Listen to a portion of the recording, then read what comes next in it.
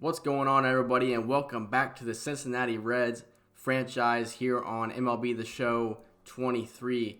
And today, my plan is to make it through the month of April.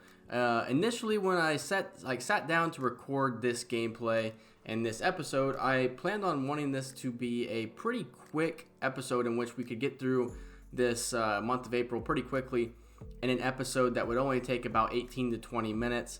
Unfortunately, it did not work out that way, as you know. I think I've been trying to speed this up each episode. Each episode has been a little bit shorter than the last, but eventually I would like to get the episode lengths down to about 20 to 25 minutes, no longer than 25 minutes.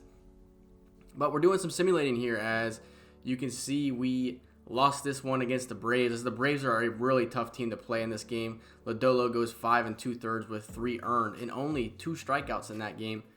He had been pitching very well up to that point and had a lot of strikeouts in just about every outing for him. So, rough outing that time, but even then it wasn't that bad. Andrew Abbott will be out for 1 to 2 months with an injury, and Michael Ciani as well, 1 to 2 weeks with an ACL sprain. But yeah, like I said, I wanted to try and make these quicker, but we played 2 full games in this episode, as you're going to be able to watch us play 2 Interleague matchups as well.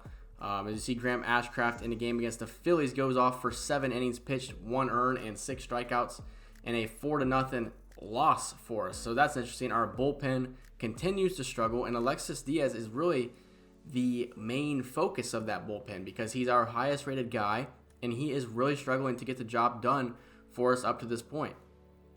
Another rough outing. We lost 8-2 in this one right here with only 5 hits, so the offense really struggling. Votto, the one that struggled the most out of our offense, he's the one that had a home run and 2 hits in this game. Luke Weaver, the guy we are going to watch pitch here for the first time this season, really struggled in his last outing against the Phillies. 2 2/3, 6 earned runs, and only 2 strikeouts. So his next outing will be the one that we watch, which will be Game 3 against the Tampa Bay Rays.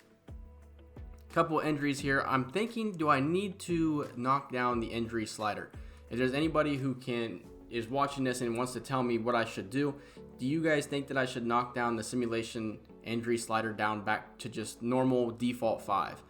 Or should I keep it where it's at right now? I don't know. I'm not sure. But I also wanted to point out that you guys are noticing we are looking at just about every single box score for every single game. I don't think we've missed one yet. Now, with that being said, as we look at scouting here. So I'm going to talk about scouting real quick, and then I'll talk about what I was about to talk about. So Brent Black, we're up to 100% on him, and we have him at 9th in our draft rank. So he's a guy that we could potentially take. We know his potential is going to be anywhere from 81 to 93.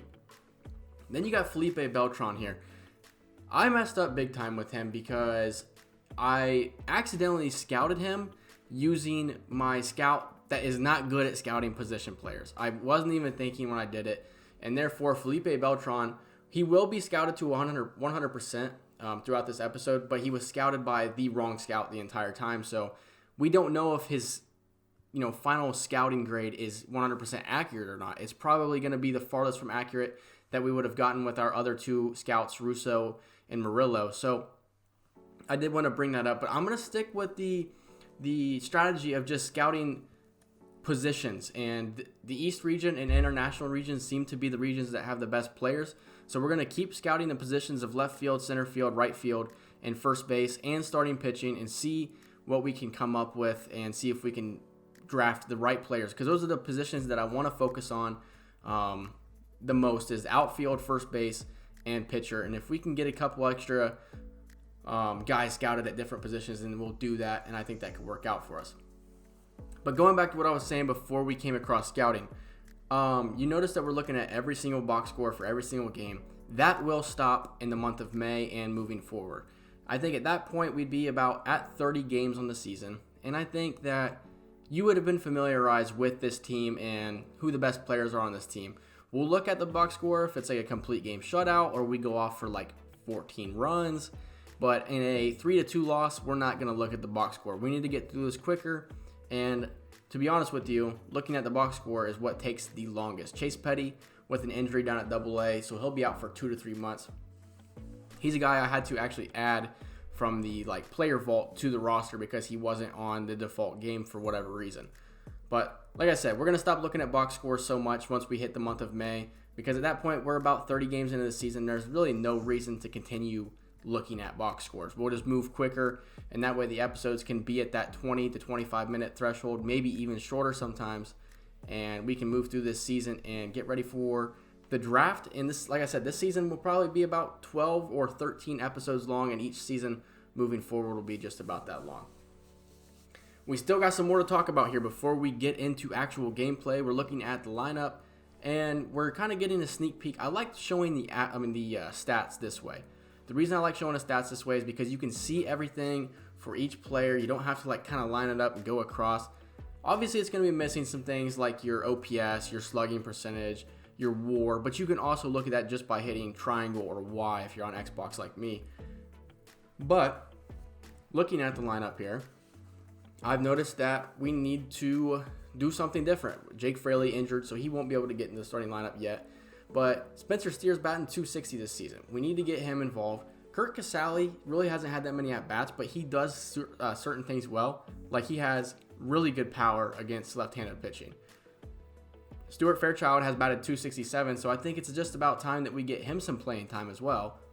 And so we're going to fix the lineup. You guys aren't going to see me fix it, but we're going to fix the lineup. And then looking at our pitching and our bullpen, Graham Ashcraft has struggled a little bit. Luke Weaver was doing really good, but now he is our worst pitcher by far. So it's the best time to see what Luke Weaver has in store for us. And looking at the bullpen, Santillan has struggled this season. Giebout has struggled this season. Buck Farmer's pitching really good. TJ Antone also pitching really good. A 2.0 ERA. Joel Canel with a 2.7 ERA. Lucas Sims with a 2 ERA. And like I said, Alexis Diaz, he is our guy, and he has really struggled in that closer role. We hope that we can keep him there, but if he continues to struggle, he may be losing that spot at closer. But we're here to find out, can we beat the 14-4 Tampa Bay Rays? They are easily one of the best teams here in the Major League Baseball season so far. Only 4 losses through your first 18 games is very impressive. This is a team that when you play against a team like Tampa Bay, you know what you're going to get. You're going to get good contact, and you're going to get excellent pitching. That's what they pride themselves on. In the first 2 games of the series, they are outscoring us 11 runs to 2, and they are threatening to sweep us at our own home stadium. Randy Arozarena will get things started here for Tampa Bay. Luke Weaver on the mound, and this one is going to be hitting the right field, and it's going to fall. Myers is going to throw this one into second. And did I forget to mention that it's the 3rd inning? Randy Arozarena trying to stretch it into 2, and he's thrown out by Will Myers. So I guess I should have said we take you to the 3rd inning, because the first couple of innings were filled with pretty much 0 offense and pretty average pitching. No strikeouts, really anything like that. Bottom 3 now for Cincinnati, and Kurt Casale will be getting his first at-bat, the former Tampa Bay Ray. And he's going to send this one to right center. Kurt Casale deep, and it is gone for his first home run of the 2023 MLB season. It's an interesting position with Kurt Casale because he is our backup catcher. So if he comes into the game at DH, he cannot leave the game just in case Tyler Stevenson were to go down. Also, it does give him a risk of injury, and if he were to be injured and then Tyler Stevenson gets injured, whatever were to happen, just putting Kurt Casale and Tyler Stevenson both in the lineup could be kind of risky. But I think if his power against lefties is as good as it shows and is as good as it looked right there, he needs to be in this lineup. So yeah, this is going to be more of like a highlight video, if you will. You know, the game will get interesting, but we kind of want to show the highlights. I don't want to show every pitch, every out. I want to get this series moving. I want to get it moving. I want to get into a groove as well. So now we're bottom 4, and Spencer Steer is going to send this one in the deep left. He takes the 2-seam fastball right down the middle, back to the wall, and Arozarena is on it for out number 2. So Spencer Steer about sent one out. He's had himself a pretty good start to the season. I cannot lie. When talking about Steer, he is pretty good. Top 5 now, 3-2 count for Isaac Paredes, and he's going to pop out the short. We have not seen Luke Weaver yet, but he is throwing a scoreless game through 5 innings. So this is about the time, where a pitcher starts to kind of fall apart. When you get to about the 5th inning, after the 5th inning, when you go into that 6th inning, a pitcher will soon start to fall apart. The best will not, but some of the most average pitchers will start to fall apart in about the 5th or 6th inning. So top 6, he's going to walk the leadoff batter. Logan Driscoll will bunt this ball. Weaver catches it on the run, throws to Barrero. No double play as Driscoll beats the throw down the line. But you do get an out, so you get the lead runner out. And now you got Logan Driscoll on first base with 1 away. Randy Arozarena 1 for 2 on the day. And he's going to hit this one to left. The hit and run works to perfection as Driscoll's into third with ease. So runner's on the corner now with just 1 out. And now Luke Weaver is in his first jam of the game. Manuel Margot hits this one to left center, and that's going to score a run. And that's also going to move Randy Arozarena up to third base. So runners on first and third once again. I remember playing this game, and it was getting frustrating at this point because it just felt like first to third, first to third, first to third. And once again, you see it. Will Myers cuts it off, thankfully, or that would have scored another run. But first to third, first to third, first to third, and back-to-back-to-back plays. Top 6 with 1 out, 0-2 count. And Lowe's going to hit this one into right field, and what a catch by Will Myers. Obviously, that's an easy scoring opportunity for the Rays as they're not going to be able to throw him out. But what a catch by Will Myers. Putting your body on the line there, because if he does not catch that, that's even more runs. What a play by Myers. Will Myers has had himself a great game in the outfield today, throwing out a runner and the diving catch out and right. Barrero fields it, and he's going to throw on to retire the Tampa Bay Rays. Here we are, bottom 6 now. Cincinnati would like to get some runs back and, make up for that top of the 6th disaster. Here's Jonathan India now, and he turns on the slider and sends it to left field, and this one is gone in a hurry. Jonathan India makes it a 3-2 game here in Cincinnati. Got to be impressed with that little drive by Jonathan India, 104 off the bat, 399 feet, and he now leads the team in home runs with 3. I think Jonathan India has kind of found a groove early on here in this season, which is good. I've either struggled to hit with him or I've hit perfect. I've never had kind of like an average hitting game with him. It's either I struggle or I'm just on it. Here's Spencer Steer now with 2 away, and he's going to ground this one to short, and the side is retired. So the Reds do get 1 run back, thankfully, off the bat of Jonathan India, as it's now a 3-2 game heading into the 7th inning. Let me know, guys, do you guys like this style? Do you like more of the highlights, or would you like to see full games play out?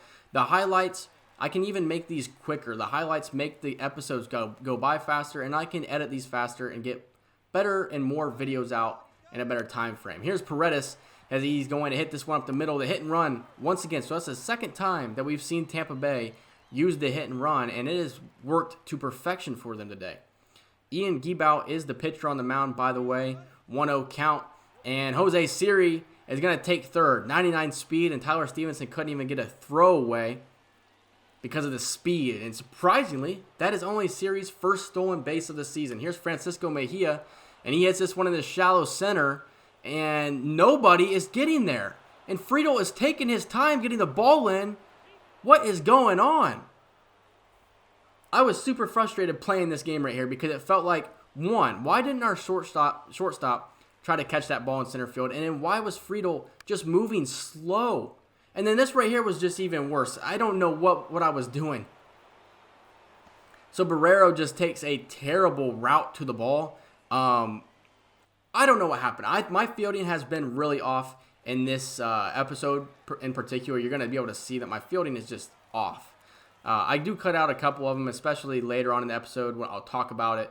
But we're not going to talk about that right now. Jason Adam will take the mound. He's got a 10.38 ERA here, bottom 8, and the Reds desperately need something. Jose Barrero up the middle, kind of making up for his little small mistake at shortstop. I can't say it's a small mistake. It resulted in a run. So a runner on first with nobody away, and Jason Adam comes in, and Jeffrey Springs, allowed the 2 home runs, but Jason Adam allowing a leadoff hit. 3-1 now to TJ Friedel, and this one's going to be ball 4. So with nobody away, you got runners on first and second, and the Reds could be threatening here. 3-1 now. Jonathan India at the plate. He's 1 for 3 on the day. And a low slider, and he's going to walk. So the bases are now loaded for the Cincinnati Reds. Tyler Stevenson up next, and it is a 3-0 count. Do you give him the green light? Because Jason Adam cannot locate a pitch to save his life. I say no, don't give him the green light. And it's ball 4. The Reds have walked in a run, or I should say the Rays have walked in a run, as now it is a 5-3 game. Still, nobody out. Bases are juiced. 1-2 count. Will Myers is probably not going to walk here, as this one is a wild pitch, and that is going to score TJ Friedl, and it's a 5-4 game, and runners on second and third now with nobody away. What is going on here? Jason Adam needs to figure it out right now, or he might blow this game. Good eye there by Will Myers. I'm glad I didn't swing at that, but even if I did, now Will Myers would be on first because it would have been a drop third strike. So a 3-2 count now for Will Myers, and he's going down swinging on the circle change, and he breaks his bat. I would have broken my bat too. That's a little frustrating right there. You have an opportunity to give your team the lead, and you break your bat. So Andrew Kettridge would now come on for the Rays. A lot better of a move. He's yet to allow a run this season, and he's 2 for 3 on save opportunities, so he is good at what he does. Joey Votto was brought on to pinch hit here, 3-1 count, and Votto's going to take a low, ball 4. Probably could have been called strike 2, but Votto being patient at the plate, doing what he does best. Bases loaded once again, 1 away, and Jason Vossler is up. He's 0 for 3 on the day. 1-2 count to Vossler. And he hits this one to third. A double play could be turned, but the ball is thrown away. And the Reds are going to score 2 runs and take the lead in the bottom of the 8th. 6-5, Cincinnati leads. Runners on the corners now with only 1 away. If you're wondering what happened there, when they threw the ball away, I had to pause the game. Something had happened in real life, so I paused the game. I tried to edit it so that the pause really didn't show up. Hopefully it didn't kind of affect it, but we did take the lead, though. The throwaway, just the pressure got to the Rays defense here. 6-5, bases are loaded now, and Kurt Casale is going to ground into a double play. So 6-5, heading into the top of the 9th, a 4-run, 8th inning for the Cincinnati Reds. Great plate discipline there, great hitting. That is exactly what you needed out of the Cincinnati Reds offense there. And Alexis Diaz is on to save this game.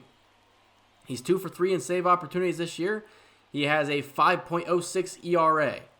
Jose Siri, the first batter for the Rays. And this is not a good start for Alexis Diaz, as that one is driven in the right field for a leadoff single. And with Jose Siri having that 99 speed, this is not going to be an easy finish here for Cincinnati. 1-1 count now to Harold Ramirez, and he's going to pop this one up in foul territory. Can Votto get to it? Yes, he does.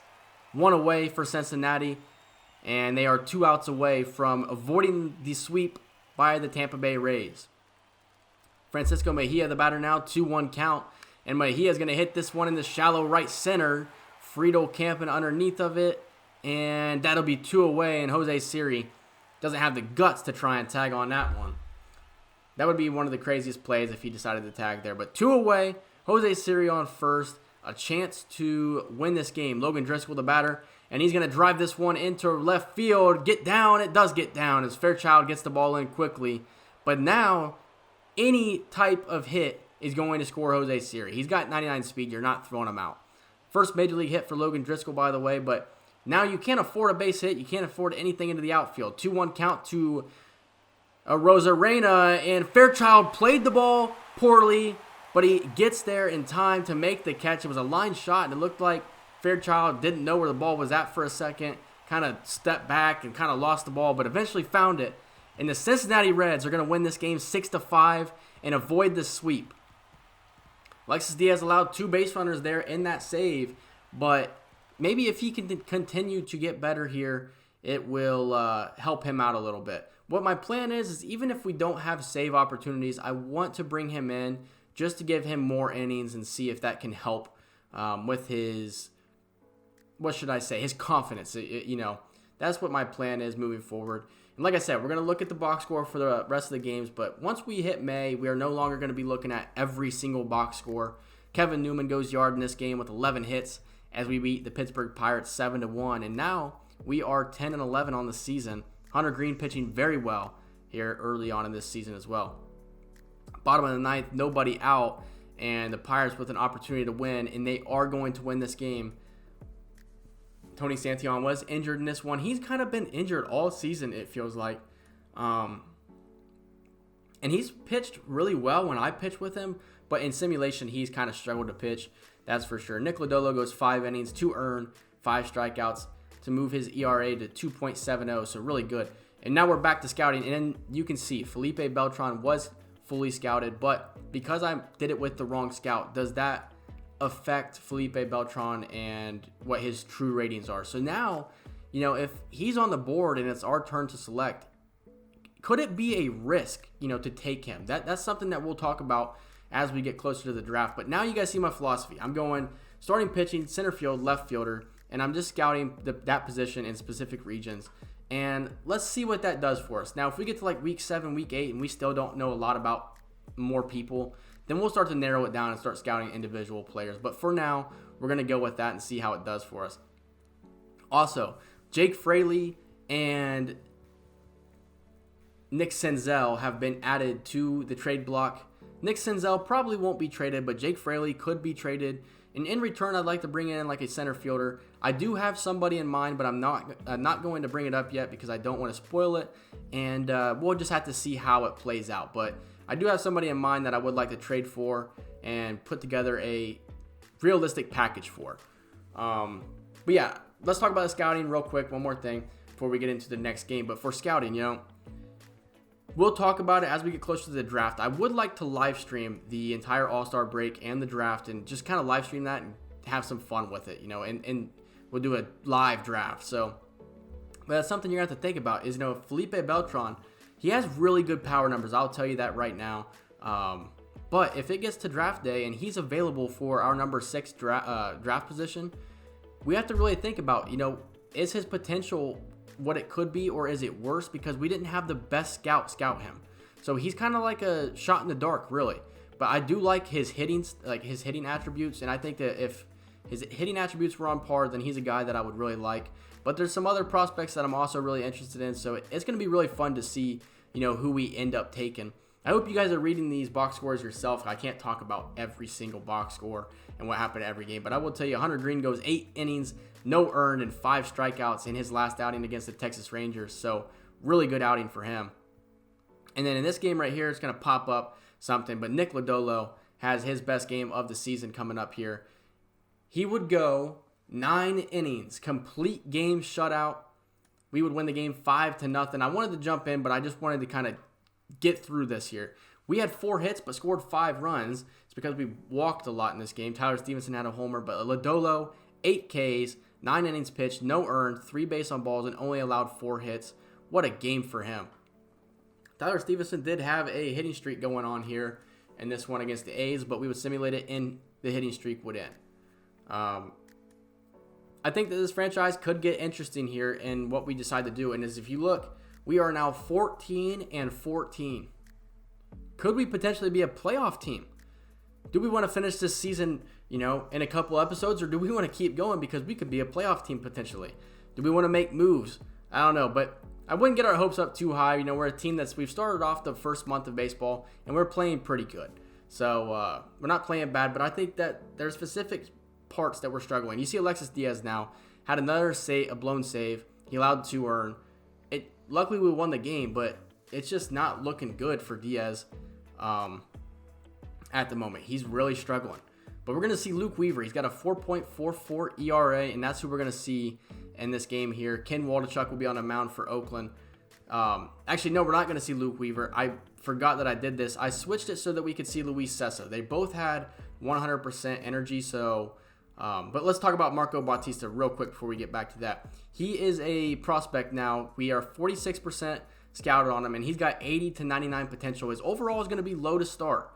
But at 19 years old, he is somebody that I'm looking to work with. If we were to draft him, he's going to have great contact, great speed, and pretty good fielding strengths as well. Not necessarily on the fielding in particular, but throw power and throw accuracy is going to be really good for him. He looks like he could be really good and really fun to play with.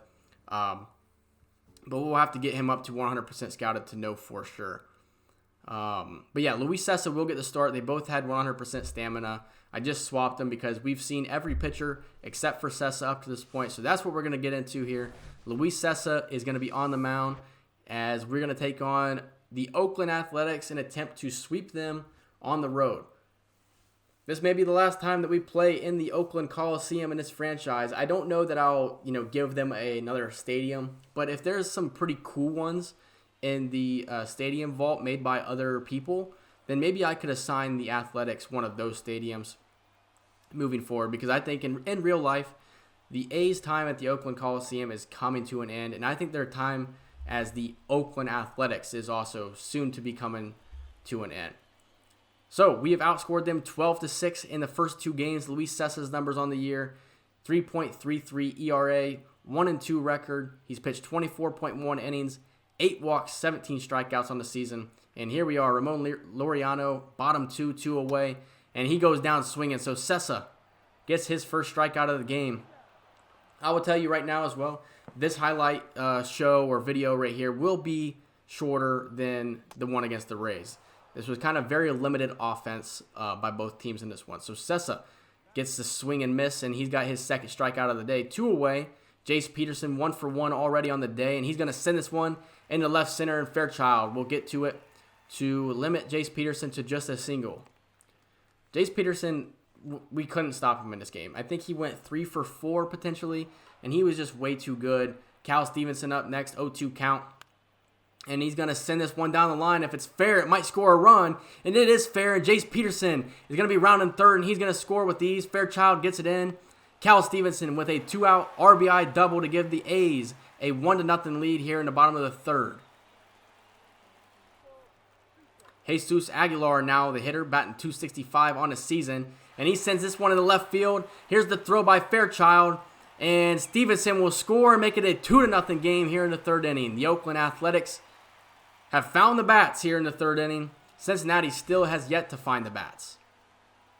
So Jesus Aguilar, he's got the power, he's got pop, drives in the RBI there. So runners on first and second now, and Cessa will finally get out of the jam as TJ Friedel uses his speed to run in and catch that ball. Bottom 4 now, nobody out, and the A's are threatening again. What a play by Spencer Steer! The throw into first, double play! What a play by Spencer Steer. 5-4-3 double play. I think he would have just been better off getting up and throwing it to first. But to turn as quickly as he did, throw on to India, throw on to Vossler for the double play. And that might have helped Luis Cessa get out of this jam as Shea Langeliers hits this one into right field. And he did. What a play by Spencer Steer. That play alone set up the... just allowing Luis Cessa to not just kind of blow up here. Here's Tyler Stevenson hitting this one in the left center, and that ball is going to be caught with ease. And not only did I play terrible defense in this episode, I also ran the bases terribly. In my defense, I was playing this game against the Athletics early in the morning, so I was probably a little sleepy, but it just was not a good day for me defensively and on the base paths. Here's Tony Santillan. I told you.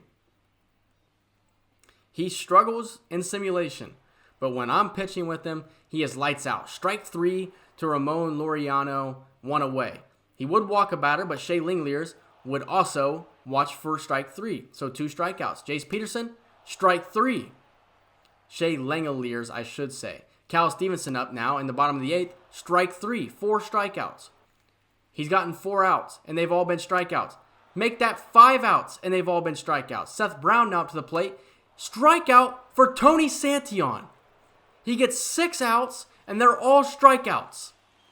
What a dominant outing by Tony Santillan. If he can keep that up, this is a guy that I want in the bullpen.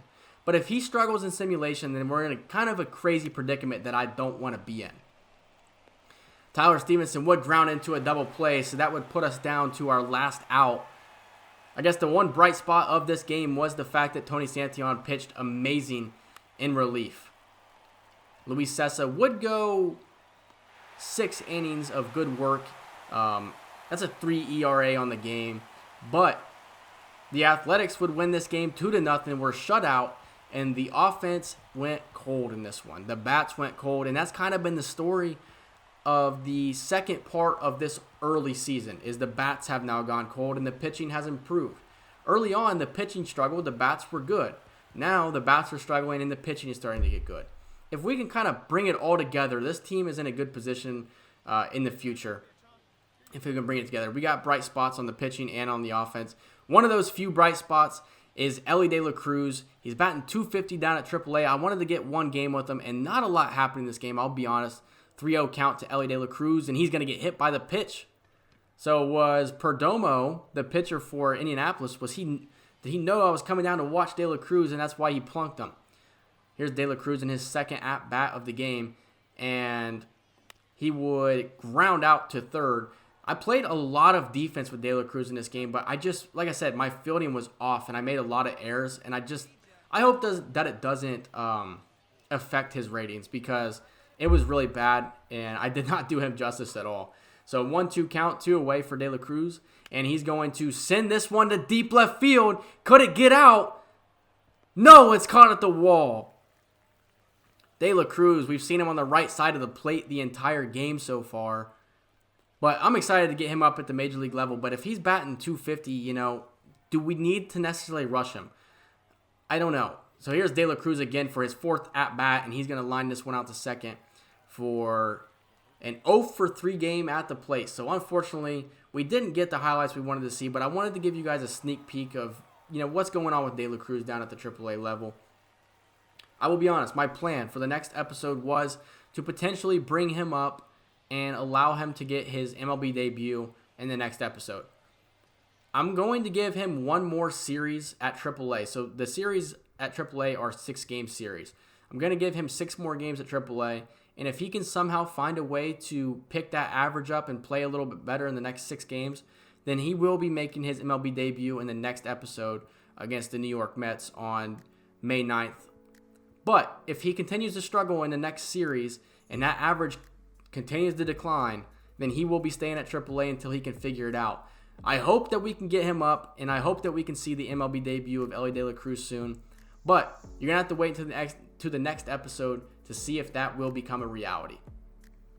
I hope you guys enjoyed this episode. I'm going to try and make these episodes shorter. Believe me, I want to make them shorter. I don't want it to be filled with a lot of boring parts.